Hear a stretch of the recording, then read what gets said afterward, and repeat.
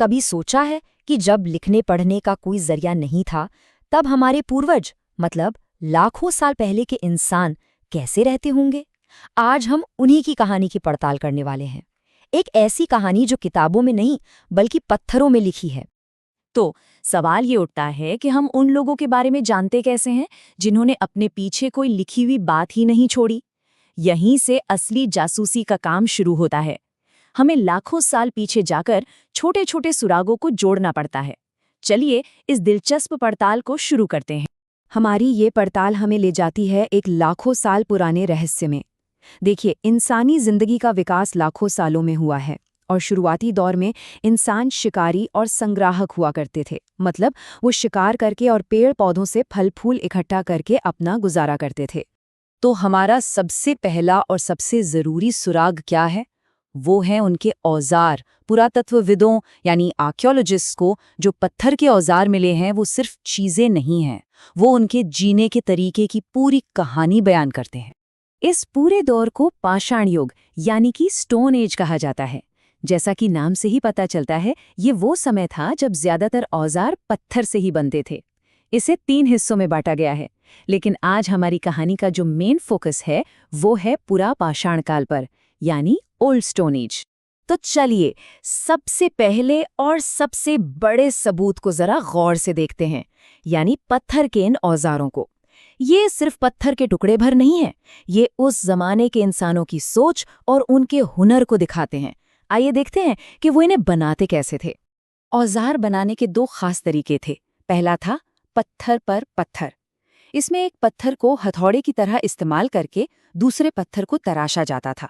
और दूसरा तरीका था प्रेशर फ्लेकिंग, जिसमें हड्डी या पत्थर की मदद से कोर स्टोन पर दबाव डालकर छोटे छोटे और बहुत पैने टुकड़े निकाले जाते थे।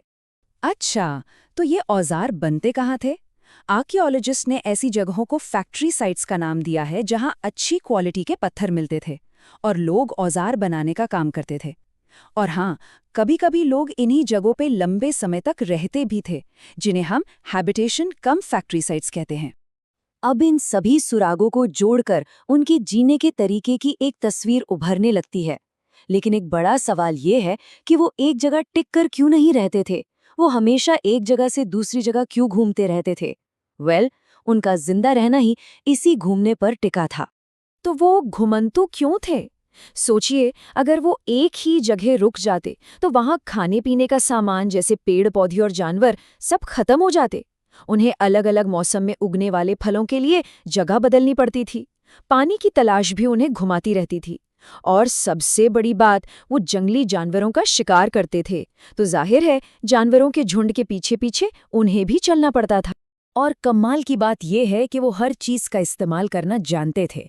पत्थर के औजारों से मांस और फल काटते थे, तो वहीं लकड़ी से झोपड़ियां बनाते थे और उसे जलाने के काम में भी लाते थे। हर चीज का एक मकसद था, जिंदा रहना। अब बात करते हैं एक ऐसी खोज की, एक ऐसी चिंगारी की जिसने इंसानी इतिहास का रुख ही मोड़ दिया। ये एक ऐसी खोज थी जो शायद गलती से हुई, पर उसने सब कुछ, सचमुच सब कुछ बदल कर रख दिया। कोई अंदाजा है वो कौन सी एक चीज थी जो शायद एक एक्सीडेंट थी, पर उसने इंसान को अंधेरे और ठंड से लड़ने की एक नई शक्ति दे दी? जी हाँ, आग की खोज।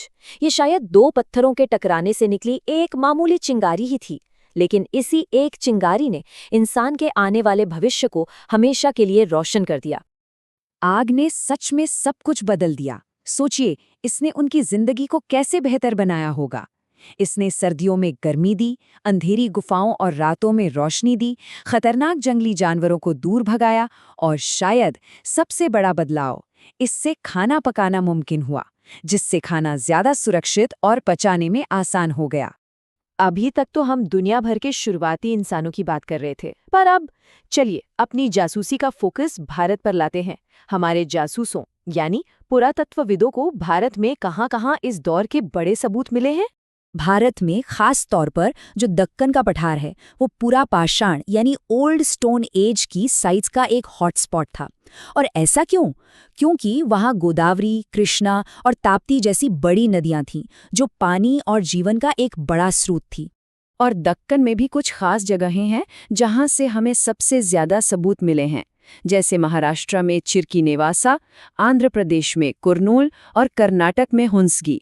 ये वो जगहें हैं जो हमें उस दौर की कहानी बताती हैं। तो जब इन जगहों पर खुदाई हुई तो मिला क्या? यहाँ से हमें हाथी और जंगली बैल जैसे जानवरों की हड्डियां, उनके सींग और दांत मिले हैं, और इनके साथ ही मिले हैं ढेर सारे पत्थर के औजार। ये चीजें उस गुजरे हुए वक्त का सीधा सबूत हैं। औजारों और हड्डियों से हमें ये तो पता चलता है कि वो क्या करते थे, लेकिन वो क्या महसूस करते थे, ये हमें पता चलता है रॉक पेंटिंग से। मध्य प्रदेश और दक्षिणी उत्तर प्रदेश की गुफाओं में मिली ये पेंटिंग्स उनकी जिंदगी की एक झलक दिखाती हैं। शिकार करते हुए लोग, कुछ पीसती हुई औरतें और खेलते कूदते बच्चे। तो देखिए कैसे हमने पत्थर, हड्डियों और कला के इन टुकड़ों को जोड़कर लाखों साल पुरानी एक कहानी को समझा है। लेकिन ये कहानी अभी पूरी नहीं हुई है। जरा सोचिए, हमारे इन सबसे पुराने पूर्वजों के और न जाने कितने ही रहस्य होंगे जो आज भी जमीन के नीचे दबे खोजे जाने का इंतजार कर रहे हैं।